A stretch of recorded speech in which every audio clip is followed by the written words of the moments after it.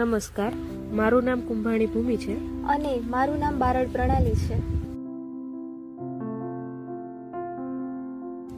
અમે college of agriculture Junagadh agriculture યુનિવર્સિટીમાં 7મા સેમેસ્ટરમાં અભ્યાસ કરીએ છીએ. અમે એગ્રો ઇન્ડસ્ટ્રી ફેઝમાં તાલાળા ખાતે આવેલા સેન્ટર ઓફ એક્સલન્સ ફોર મેંગોની મુલાકાત લીધી, જ્યાં અમને વિવિધ પ્રકારના ગ્રાફ્ટિંગ શીખવવામાં આવ્યા, જેવા કે stone grafting, softwood grafting, inarching grafting, saddle grafting અને વનીર ગ્રાફ્ટિંગ જેવા અલગ અલગ પ્રકારના ગ્રાફ્ટિંગ શીખવ્યા હતા. જેમાંની એક એટલે કે ઇનર્ચિંગ ગ્રાફ્ટિંગ વિશે આજે આપણે જાણીશું.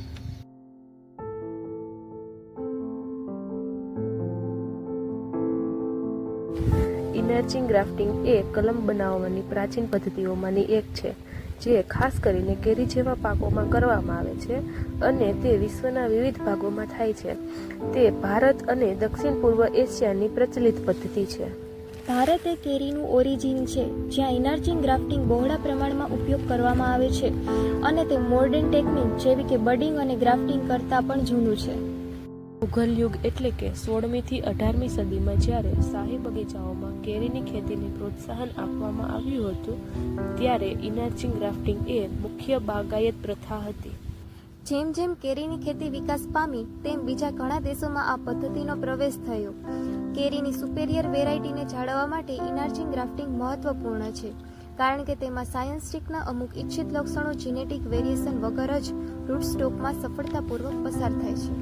આજે સામાન્ય રીતે ઇનર્ચિંગ ગ્રાફ્ટિંગ એ ઓછી ઉપયોગમાં લેવાય છે, છતાં ભારત અને અન્ય દેશોમાં અમુક ખેડૂતો દ્વારા ચોક્કસ કેરીની જાતો માટે અને એવા પ્રદેશોમાં જ્યાં આધુનિક તકનીકીએ પરંપરાગત પદ્ધતિનું સંપૂર્ણ સ્થાન લીધું નથી, ત્યાં ઇનર્ચિંગ ગ્રાફ્ટિંગનો ઉપયોગ કરવામાં આવે છે.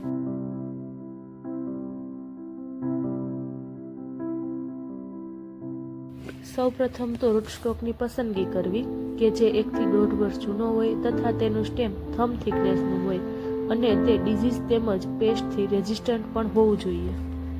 સાયોસ્ટિકની પસંદગી એવી રીતે કરવી કે જેની જાડાઈ રૂટ સ્ટોકને સિમિલર હોય.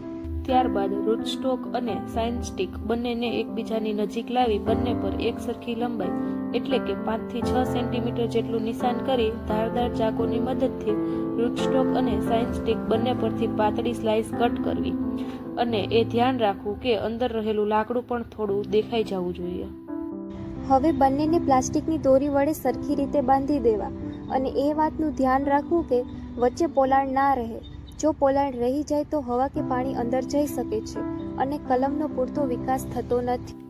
પછી રૂટસ્ટોકની બેગને સરખી રીતે સપોર્ટ મળે તેમ મધર પ્લાન્ટ સાથે બાંધી દેવી અથવા તો માચડો બનાવી તેના પર મૂકી દેવી. ત્યારબાદ નિયમિત રીતે ભેજ મળે તેમ પાણી પાવું અને વધારાની ડાળીઓને દૂર કરવી.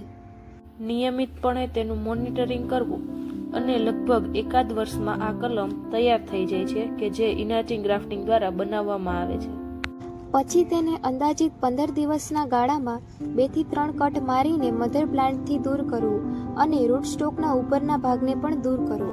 ઇનર્ચિંગ ગ્રાફ્ટિંગ દ્વારા તૈયાર કરવામાં આવેલી કલમમાં બીજી કલમની સરખામણીએ 1 થી 2 વર્ષ વહેલું ઉત્પાદન આવવાનું ચાલુ થઈ જાય છે.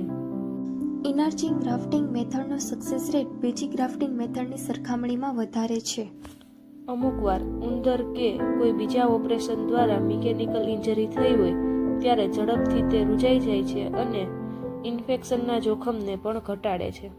ઇનર્ચિંગ ગ્રાફ્ટિંગ જે નાજુક અથવા તો સંવેદનશીલ પ્લાન્ટમાં થઈ શકે છે, જે બીજી ગ્રાફ્ટિંગ મેથડમાં થઈ શકતા નથી. જ્યારે સેલિનિટી કે લાઇમ ડેમેજ હોય ત્યારે ઇનર્ચિંગ ગ્રાફ્ટિંગ સૌથી વધારે ઇફેક્ટિવ રહે છે. ઇનર્ચિંગ ગ્રાફ્ટિંગ જે ટ્રીનો વિગર, હાઇટ અને ડાયામીટર વધારે છે. ઇનર્ચિંગ ગ્રાફ્ટિંગ બનાવવા માટે અનુરૂપ સાઇનસ્ટિક અને રૂટસ્ટોકની જરૂર પડે છે, જે છોડની પસંદગીને મર્યાદિત કરે છે. ઇનર્ચિંગ ગ્રાફ્ટિંગ એ ટાઈમ કન્ઝ્યુમિંગ મેથડ છે, જેમાં પ્રોપર પ્લાનિંગ અને વધારે કેરની જરૂર છે. ઇનર્ચિંગ ગ્રાફ્ટિંગને સફળતાપૂર્વક કરવા માટે સ્કિલ અને એક્સપિરિયન્સ બંનેની જરૂર પડે છે.